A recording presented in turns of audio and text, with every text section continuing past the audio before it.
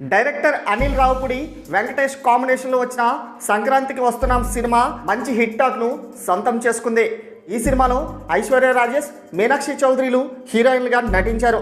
సంక్రాంతి సందర్భంగా వచ్చిన ఈ సినిమా మంచి కలెక్షన్లను రాబట్టింది. కామెడీ ఎంటర్టైనర్లో ప్రేక్షకులను మెప్పించింది. అయితే ఈ సినిమా అల్లు అర్జున్ రికార్డును బ్రేక్ చేసి ఆల్ టైమ్ రికార్డును క్రియేట్ చేసింది.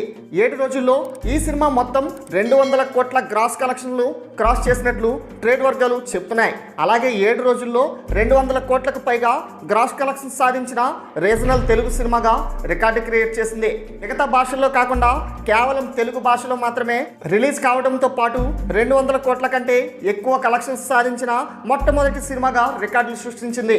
గతంలో అలవైకుంఠపురం సినిమా 7 రోజుల్లో 172 కోట్ల గ్రాస్ను రాబట్టగా ఈ రికార్డును సంక్రాంతికి వస్తున్నాం సినిమా బ్రేక్ చేసి నెంబర్ 1 స్థానాన్ని దక్కించుకుంది. కామెడీ జోనర్లో ఉండడంతో ఫ్యామిలీ ఆడియన్స్ని బాగా కనెక్ట్ అయింది.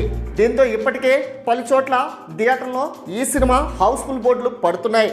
మరి ఈ సినిమా ఎలా ఉందో మీ యొక్క అభిప్రాయాన్ని కామెంట్ రూపంలో తెలియచేయండి. అలాగే మరిన్ని లేటెస్ట్ అప్డేట్స్ కోసం మన ఛానల్ను సబ్స్క్రైబ్ చేసుకోండి. Thanks for watching.